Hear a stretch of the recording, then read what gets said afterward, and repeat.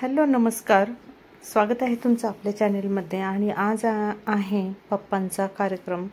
तर पप्पांना माझ्या देवआज्ञा झालेली आहे, ती का, कशी, केव्हा झालेली आहे हे सर्व मी तुम्हाला सांगेल. पण खूप जड अंतःकरणाने सांगेल, म्हणजे असं सांगूच शकत नाही शब्दात, कारण त्यांचं एवढं वाईट निधन झालेलं आहे की मी शब्दात सुद्धा सांगू शकत नाही. तर आज त्यांचा कार्यक्रम करतो आहे आम्ही. सर्वांनी पांढरे कपडे घातलेले आहेत, सफेद. आणि आज नैवेद्य वगैरे बनवलेले आहेत. माझ्या ज्या 2 भाऊजाई आहेत त्यांनी सकाळीच उठून नैवेद्य बनवला, पुरणपोळीचा स्वयंपाक केलेला आहे.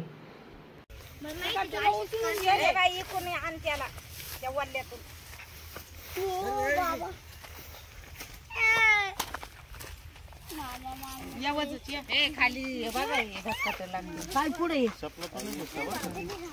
तो चालू गेले मात्र पुढे किरण ये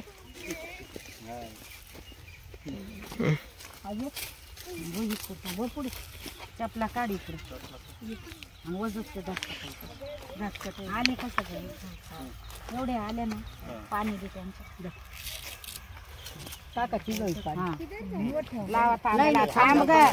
आधी पाणी आधी भाकर चारी हा थोडं राहू दे, थांब.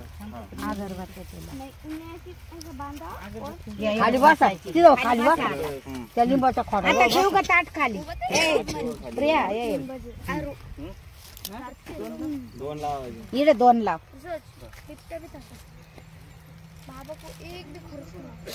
या मोकळ्या जाग्यात खोच अगरबत्ती. हा इथं दाखवलं चालेल. हा इथं दाखवायचं, तिथं नाही ठेवायचं, तो टकच ठेवायचंय.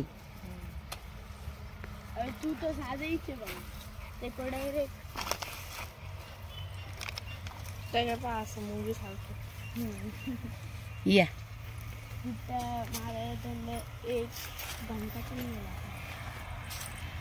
त्या मोकळ्या जाग्यात खोस. आणि इकडे चालू आहे आता नैवेद्य दाखवायचं काम. तर जी माझी काकू आहे त्या सांगताय की कसं नैवेद्य ठेवायचा, कुठे ठेवायचं आहे. आणि हीच ती जागा आहे जिकडे पप्पांनी मी म्हणू सुद्धा शकत नाही काय केलं होतं. तर बघा इकडेच आहे ते. आणि आम्ही इकडे प्रत्येक वेळेस नैवेद्य ठेवतो. हे बघा, हे लिंबाचं झाड कापलेलं आहे, पण तरी थोडं का होईना ते आता परत आलेलं आहे. तर मग तुम्ही आता समजू शकता काय केलेलं असेल, का, कसं, कधी केलेलं आहे हे. पण मी जर तुम्हाला ऐकून घ्यायचं असेल तर तुम्ही कमेंट केल्यात तर मग मी तुम्हाला पूर्ण त्याच्यावर व्हिडिओ बनवून देईल की त्यांनी काय केलं, कसं केलं. आणि त्याच्यानंतर हे जे आहे हे शेततळं आहे घराच्या बाजूला. तर मग तिकडे पण आम्ही काय करतो, 2 नैवेद्य तिकडे पण ठेवतो. आणि आता सर्वजण परत तेच करत आहेत. म्हणजे पहिलं पाणी टाकलं, मग 2-2 नैवेद्य ठेवले आणि मुलं वगैरे आहेत. आणि त्याच्यानंतर आम्ही एक नैवेद्य रस्त्यावर ठेवलेला आहे. तर हे सर्व पूर्ण कार्यक्रम होण्याच्या अगोदर आम्ही ठेवत चाललेलो आहोत.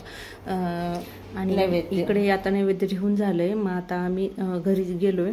तर मग बघा इकडे जेवण बनवण्याचा कार्यक्रम चालू आहे. मंडप वगैरे टाकलेला आहे, पाहुणे रावळे पण आलेले आहेत. आणि पुरी भाजी आणि वरण भात आणि शिरा असं जेवण होतं. तर पूर्ण त्या लोकांना पण सावली केलेली आहे. असं मंडप टाकलेला आहे दारामध्ये. आणि पूजा पण इकडे मांडलेली आहे.